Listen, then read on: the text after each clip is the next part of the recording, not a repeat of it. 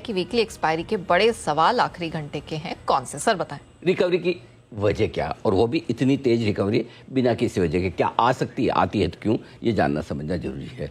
आखिरी घंटे में कहीं मुनाफा वसूली तो नहीं आएगी ऊपरी स्तरों पर, ये भी समझना जरूरी है। और किन लेवल्स पर हो सकती है निफ्टी की वीकली एक्सपायरी, ये भी देख लीजिए, समझ लीजिए। बाजार का मजबूत सपोर्ट अब कहाँ है इंट्राडे के हिसाब से भी और पोजिशनली भी, साथ ही किन लेवल्स के आसपास रिकवरी में आपको पोजीशन हल्की करनी चाहिए, किन लेवल्स के ऊपर बंद होने पर मजबूती और बढ़ सकती है। आईटी शेयरों में जो तूफानी तेजी चल रही है जिससे आज बाजार रिकवर हो पाया है, इसमें कहाँ खरीदारी का आपके लिए अब भी मौका है, और क्या पावर शेयरों में प्रॉफिट बुकिंग का समय है। ये सारे हैं वो संकेत, ये सारे हैं वो ट्रिगर्स जिनमें जानना समझना आपको जरूरी है। लेकिन आज बड़ा असमंजस भरा मार्केट था और उसमें भी एक बहुत बेहतरीन रिकवरी आई है। इस रिकवरी का एनालिसिस हम करेंगे, लेकिन सर उससे पहले रिकवरी की वजह जानना जरूरी है। बिल्कुल ठीक बात है, जानना भी चाहिए। एक्चुअली देखा जाए नेहा, तो कोई खास बड़ी वजह नहीं है। जैसे 2 दिनों से गिरने की खास वजह नहीं थी, वैसे बढ़ने की भी खास वजह नहीं थी। लेकिन हाँ, अगर इन दो जो कुछ वजह मैं आपको बताने जा रहा हूँ उनकी वजह से बढ़ना है, तो कायदे से उन वजह से 2 दिनों में गिरना भी नहीं चाहिए, क्योंकि वो वजह बदली नहीं है। देखिए समझिए, तो सबसे बड़ी चीज़ जो मुझे लगता है जिस वजह से रिकवरी आई, वो है वीकली एक्सपायरी का दिन और ओवरसोल्ड मार्केट। ठीक है, 4 दिन से घट रहे हैं, आज 5वां दिन था कमज़ोर खुले। करेक्ट। निफ्टी का पुट कॉल रेशियो कल 0.7 के नीचे बंद हुआ था जब हम, आज सुबह आपसे मेरी बात हुई तब मैंने आपको कहा भी था रिमाइंड करना, जब पुट कॉल रेशियो के वक्त मैं आपको भूल न जाऊँ, कहीं अच्छा एनालिसिस करना है। और ओवरसोल्ड हुआ था, तब हमारी बात क्लियर कट हुई थी कि आज नीचे खुलेंगे 150-200 पॉइंट नीचे, और जब 150-200 पॉइंट नीचे खुलेंगे तो put call ratio definitely oversold हो जाएगा 0.69 वाला। और तब वहाँ पे आपको बेचना नहीं, खरीदना है। और ओवरसोल्ड मार्केट में एक स्मार्ट और शार्प शॉर्ट कवरिंग आई है। तो मेरे लिए आज की शॉर्ट कवरिंग आश्चर्यजनक नहीं है, मैं बहुत साफ बता रहा हूँ, क्योंकि हमने सुबह से इसका अंदाजा बहुत अच्छे से लगाया। हमारा व्यू बहुत क्लियर था कि खरीदना है, किन लेवल से खरीदना है, किस वक्त खरीदना है, वही टाइमिंग करनी थी। देखिए, आपको ये पता चले कि आपको यहाँ से दिल्ली जाना है, तो फिर आपको ये पता है कि दिल्ली जाना कैसे है, फिर आपको मोड ही ढूंढना है। दिल्ली जाने के लिए आपको ट्रेन से जाना है, बस से जाना है, कार लेके जाना है, प्लेन में जाना है, और ज़्यादा पैसे अपना खुद का जेट लेके जाना है, जो भी हो। डिसाइड बाद में ये करना है कि जाना कैसे है। सो डायरेक्शन अगर एक बार तय हो गया तो फिर आपको चीज़ें आपकी काफ़ी आसान हो जाती है। और स्टॉक मार्केट में आप पैसा इसीलिए बनाते हैं कि आपका डायरेक्शन अगर सही है। बाकी आपको कितने भी लेवल पता हो, लेवल तो ऊपर और नीचे दोनों के लेवल होते हैं, जब तक आपका डायरेक्शन सही ना हो, लेवल आपको पता भी हो, तो पैसा बनाना मुश्किल। तो इसलिए डायरेक्शन क्लियर था कि गैप डाउन ओपनिंग पर बेचना नहीं है, खरीदना है, नंबर 1। ओवरसोल्ड मार्केट में तगड़ी शॉर्ट कवरिंग आ गई, 23,150 के आसपास गैप भरना था। आपको कल इसी शो में इसी वक्त मैंने आपको कहा था कि सुबह हम इसका एनालिसिस देंगे, डेटा 23,150 के आसपास का। आज हमने डेटा दिया भी, वो अलग बात है। आज फिर से 23,230 से घूम गया, जहां तक जाना चाहिए 80 पॉइंट 75 पॉइंट छोड़ा है। अब छोड़ा है, हम क्या कर सकते हैं। पिछली बार 23,262 पे घुमाता है, हमारे हाथ में नहीं है। और मैंने सुबह भी यही कहा था कि मैं तो चाहता हूँ वहां आए, अब नहीं आए तो मैं क्या करूँ। ये दूसरी बार ऐसा हो रहा है। हो रहा है नेहा जी, अपने क्या कर सकते हैं। सी अपने हाथ में, मेरे हाथ में तो ये पकड़ के ये लिए लेवल यहाँ तक लाया, आ गया गैप पूरा, चलो बढ़े। ऐसा नहीं होता ना। और आपने सुबह बहुत अच्छा सवाल पूछा था कि ये बार बार वहाँ तक आ क्यों नहीं रहा। याद है जब आपने सवाल पूछा, मैंने क्या जवाब दिया। मैंने ये किया कि देखिए, ये इस बात पे बहुत डिपेंड करता है कि गैप पूरा होने पे खरीदना सबको है। लेकिन जिसको आज कल के लिए खरीदना, वो क्या करेगा, मैं 23,150 पे लूंगा। जिसको 500,000 पॉइंट के लिए खरीदना है, उसके लिए क्या फर्क पड़ता है मैं 23,150 पे लूँ या 23,250 पे लूँ। करेक्ट। अगर मुझे 100 पॉइंट के लिए खरीदना है तो मुझे 23,150 ही चाहिए।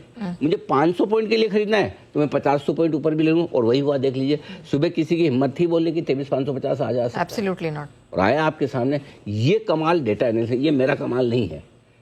मुझे तो सिर्फ इतना ही अच्छा लग रहा है कि आज मेरे बर्थडे दिन बाजार ऊपर बंद हो रहे हैं, तो मुझे तो एक रिटर्न गिफ्ट मिल गया। I am very happy. और दूसरा ये, और ऑनेस्टली एक और चीज़ बताऊं, किसी ने मुझे पूछा भी कि सर आज बार न्यूज़ रूम में तो आप तो आज बर्थडे तो बड़े एकदम पॉजिटिव अच्छी कमेंट्री दे रहे थे और बड़े। मैंने कहा नहीं, इस गलत फहमी मत रही है।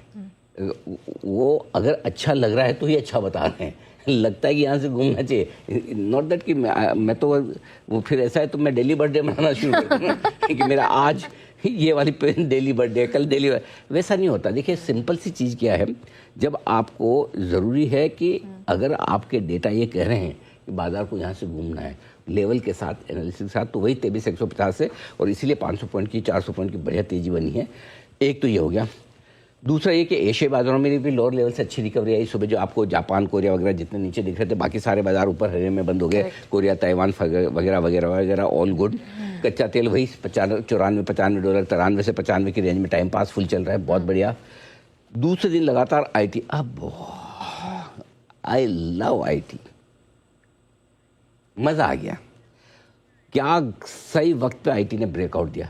देखो, सच्चा और अच्छा दोस्त है जो मुसीबत में काम आए जी। मुसीबत ऐसी कि आप आ रहे हो 23,150 पे, तोड़ दो तो बैंड बच जाएगी आपकी, टेक्निकली कमजोर है। सच्चा और अच्छा दोस्त हो उस समय काम आए जब कोई काम ना आ रहा हो। IT कल और आज ऐसे टाइम पे काम आया जब दूसरे काम नहीं आ रहे। Absolutely correct. और आज इसलिए सुबह हमने जब मार्केट खुला तो मैंने कहा कि नहीं बेचने के सारे रीजन है, खरीदने के सारे 23,150, कच्चा तेल 94, IT की रिकवरी, ठीक है। उसके अलावा ग्लोबल ठीक ठाक, रुपया आज थोड़ा छोड़ दें, बाकी खराब। तो ऐसे में, और अभी भी विक्स ने आपका इंपॉर्टेंट लेवल नहीं तोड़ा। मैं विक्स पूछने वाली थी, हाँ, क्योंकि वो नीचे है ना, होना ही है नीचे, वो 100 DMA के ऊपर नहीं निकल रहा। करेक्ट। तो ये सारे कारण तो हम बेचेंगे नहीं, खरीदेंगे, और आज इसी वजह से तेज और शानदार रिकवरी आई है। बिल्कुल। और सबसे पहले मार्केट पर ही फोकस करते हैं। आज जिस तरह का असमंजस का, डर का माहौल था, इसमें जी बिजनेस हमेशा की तरह न डरे, न डराया, न डरने दिया। और आप देखिए खरीदारी को, रिकवरी को सबसे पहले भापा, और जिन लेवल्स पर खरीदारी की, जिस रेंज पर खरीदारी की राय दी थी, ठीक वहीं से घूमता हुआ मार्केट दिखा।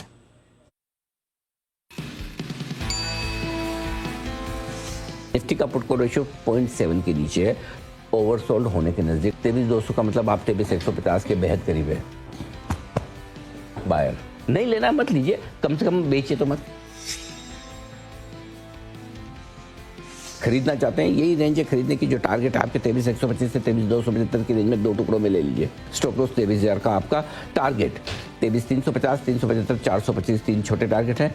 465, 550, 600 मिनिमम, इतना तो मिलना ही चाहिए अगर 23,150 में एंट्री होती है। जहां इसको सपोर्ट लेना वो ले रहा है।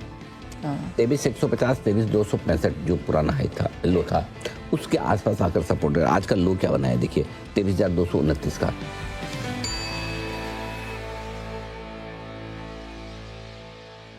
अच्छा सर, आपने विक्स का जिक्र तो कर दिया, लेकिन आज सुबह आपने कहा था कि आज मेक और ब्रेक दिन है। अभी 3% नीचे है। जरा इंडिया विक्स अगर आप हमारी टीम दिखा सके तो अब हम उसके एनालिसिस कर पाएंगे। हाँ, अभी डेज लो पर आ गए। डायरेक्टली इसकी गिरावट अब मार्केट की तेजी से लिंक्ड है टू ग्रेट एक्सटेंट, यस। देखो 100 DMA के ऊपर इसको बंद होना जरूरी है। 1670 सुबह मैंने बताया था, 1670। 2 दिन से 100 DMA के आसपास इंट्राडे में पहुंच रहा है, बंद नहीं हो रहा है, लौट के नीचे आ जाता है। जब तक उसके ऊपर फिर से बने, देखो विक्स का बढ़ना मार्केट के लिए नेगेटिव मान लीजिए, विक्स का घटना मार्केट के लिए पॉजिटिव मान लीजिए। अब 4 दिन से विक्स घट ही रहा है, नहीं सॉरी 2 दिन से घट रहा है। 2 दिन से, पहले 4 दिन एक तरफा बढ़ा था, वहां से मार्केट घटना शुरू हुआ हमारा 24,090 से 24,089। अभी विक्स ऐसी जगह आ गया, इसको 100 DMA के ऊपर निकलना नहीं है। 16.7 लेवल, करेक्ट। अगर इसके ऊपर बंद होगा तो हम सोचेंगे भाई स्ट्रेस दे रहा है। तो पहली चीज क्या, विक्स 100 DMA के आसपास आकर अटक रहा है। दूसरी चीज क्या, आपका एक और एनालिसिस की 23,150 बैंक निफ्टी साफ का था 52,800 और 54,200, सॉरी 53,200, 53,200 के आसपास आज पूरा मौका दिया आपको। मैंने कहा अगर लेना ही है 53,200 पे पहले एंट्री मार लीजिए, 52,800 पे और लीजिए। करेक्ट। एक और चीज जो नेहा सबसे इंपॉर्टेंट, पुट कॉल रेशियो आपका काम कर ही गया, ठीक है। तो अब ऐसे में आप नहीं खरीदेंगे तो कब खरीदेंगे? कहीं तो आपको हिम्मत करके खरीदना पड़ेगा ना, और वो एकदम आपके काम आता है। एक चीज और जो आप भूल रही हैं, बात करते करते मुझे याद आया, एक एनालिसिस और दिया था, और दिया था कि बाजार का सबसे बड़ा स्टॉक घूमने के लिए तैयार है, रिलायंस। देखो रिलायंस, देखो रिलायंस में आज का लो देखो और रिलायंस का भाव देखो। कल सचिन जी ने खरीदारी की राय दी थी, मैंने कहा था, हमने कहा आज भी आपके लिए एनालिसिस का कि 1315, 1310 के नीचे रिलायंस आते ही घूमता है। आज का लो देख लीजिए 1300 है, और 1300 से 1325 का हाई बना दिया। आपने 1310 पे बाय की भी बिल्कुल थी, बिल्कुल। और रिलायंस आपको सपोर्ट देने आ गया। तो कुल मिला के माहौल ठीक है, विक्स भी आपको अच्छे संकेत दे रहा है। आइए अब लेवल्स नोट कर लीजिए। बचे हुए समय के लिए 23,125, 23,275 आएगा तो नहीं, अगर आए तो लेना है, ठीक है। नहीं आएगा तो अपनी क्या कर सकते हैं, अपने हाथ में तो है नहीं, आए तो लेना है। बैंक निफ्टी 53,200, 53,450 आए तो लेना है। ऊपर में 23,550, 23,700 की रेंज है जो प्रॉफिट बुकिंग के तौर पे 23,550 तक तो हम पहुंच गए। यहाँ से हम थोड़े है ना टेंशन वाले जोन में आ रहे हैं। मतलब यहाँ से अब थोड़ा रुकने वाला जोन है। देखो बात को समझो, आज का लो है आपका 24,230, हाँ सॉरी 23,230 बराबर है। 24,100 का आपने हाई बनाया, ठीक है। मोटा मोटी आपने 850-900 पॉइंट की गिरावट देखी 4 दिन में, ओके बराबर है। 850 पॉइंट गिर गए ऊपर से। जी 850 में कितने बढ़ गए आप? 23,225 से आप बढ़ गए करीबन 300-350 पॉइंट, लगभग 1/3 बढ़ गए। ओके ऐसा नहीं है कि मतलब कोई अचानक से एकदम तेजी वाला माहौल बन गया। हाँ, एक चीज़ जो जरूर है, जो मैंने लिखी नहीं, क्या? जो मैं बता दूं, सबके मन में मार्केट में टॉक ऑफ द टाउन जो चल रही है वो ये कि यार कुछ आ तो नहीं जाएगा गवर्नमेंट से, क्योंकि सबको ये लगता है कि एफआई जिस तरह से बेचे, परसों 21,000 करोड़ बेच गए, कल भी 3-4-5 हज़ार करोड़ ऐसे बेचे जा रहे हैं, ऐसे बेचे जा रहे हैं, लगता है गवर्नमेंट कुछ तो करेगी, वो एक उम्मीद है। और फिर क्या होता है, कोई बोलते थोड़ा सा मार्केट बढ़ने लगता है तो आप उस उम्मीद को उसके साथ जोड़ भी देते हो, लगता है आज आने वाला है, लगता है कल आने वाला है, कुछ तो आने वाला है, एफआई के लिए कुछ होगा, मार्केट के लिए कुछ होगा। ये बात हम पिछले हफ्ते से सुन रहे हैं। यस होने में आज भी हो जाए, यू नेवर नो, इस हफ्ते हो जाए, ना हो तो ना भी हो, कब होगा क्या होगा आपको हमको नहीं पता। लेकिन जो बड़ा टॉक ऑफ द टाउन है, जो लोगों को लगता है जो होना चाहिए, वो ये कि कई बार क्या है कि सपोज सरकार के एंगल से आप सोचें, अपने आपके मेरे एंगल से, मार्केट में इन्वेस्टर के एंगल से हम सोच सकते हैं भाई कि टैक्स जीरो कर दो लॉन्ग टर्म का, या चलो लॉन्ग टर्म रखो तो एसटीटी जीरो कर दो, ओके ठीक है, या शॉर्ट टर्म थोड़ा घटा, कुछ तो ऐसा करो, या फिर कुछ नहीं तो ऐसा करो कि आज से जो पैसा लगा रहा है अगले साल 2 साल के लिए, उसके लिए कुछ टैक्स इंसेंटिव्स बढ़ा दो कि भाई चलो अगले 1 साल जो पैसा आप लगाओगे उस पर लॉन्ग टर्म कैपिटल गेन नहीं लगेगा, पुराना छोड़ दो, कुछ ऐसा हो जाए। लेकिन जो इसमें इशू क्या है, इसमें इशू है कि अगर सपोज ऐसा कोई बेनिफिट हो भी, जी चलो लोकल को ना दिया जाए, एफआईज को दिया जाए, और एफआईज उसके चक्कर में एक बार खुश भी हो जाए। अब गारंटी क्या है इस बात की कि इससे बाजार बढ़ जाए तो एफआईज बेचेंगे नहीं, इस बात की भी गारंटी नहीं कि एफआईज पैसा लाएंगे ही लाएंगे। और अगर सरकार को ये डर लगेगा अगर ये सब करने के बाद भी पैसा ना आए तब तो करके क्या फायदा, उल्टा ऊपर के लेवल पे एफआईज माल बेच गए लोकल को, करेक्ट, तो वो भी चिंता उस एंगल से देखा जाए। तो इसमें क्या हो सकता है, प्रैक्टिकली क्या होना चाहिए, जो मैं समझता हूँ इसमें करना ये चाहिए कि जो भी सॉवरेन फंड्स हैं या पेंशन फंड्स है, लॉन्ग ओनली फंड्स है, वाकई में लॉन्ग ओनली फंड्स है, मतलब खाली वो सिर्फ शॉर्ट ना करे वो वाले नहीं, ऐसे लॉन्ग ओनली फंड्स जिनकी on an average holding period 3 साल 5 साल 10 साल है, ऐसे बहुत सारे फंड है, ऐसे फंड्स को आपको टैक्स बेनिफिट दे देनी चाहिए। जो सिर्फ आए पेंशन फंड है फॉर एग्जाम्पल, पेंशन फंड वाला आके 3-5 साल 10 साल तक बेचता ही नहीं है शेयर, सही बात है, करेक्ट, अनलेस की शेयर ही खराब हो जाए या बहुत ही कंट्री खराब हो जाए।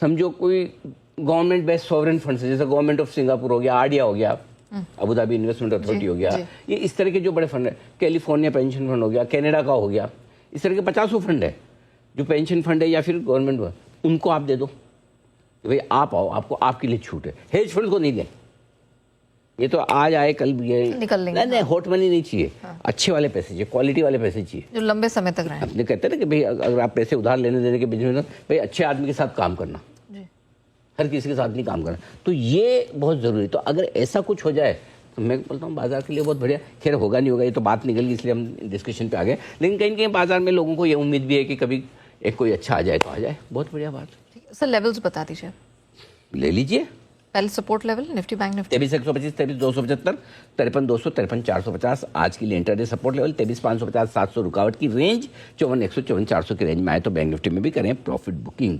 23,550 के ऊपर बंद होंगे तो जान में जान लौटेगी, बैंक निफ्टी 54,100 के ऊपर बंद होगा तो हम सोचेंगे कि अब और ख़राब नहीं होंगे, जितने हो गए आज सुबह उतना काफ़ी है। 23,300 के नीचे बंद होने पर और 53,300 के नीचे बंद होने पर स्ट्रेस लेवल, बीपी लेवल आपका 20-30 बेसिस पॉइंट से बढ़ सकता है। ओके हाँ, 140 से 170 भी जा सकता है हायर वाला, ओके हाँ, नीचे वाला जो 80 का है वो 110 तक आ सकता है, ठीक है, ये लेवल के नीचे बंद होने पर। अगर ये लेवल के ऊपर ही बंद हो तो फिर इतना बीपी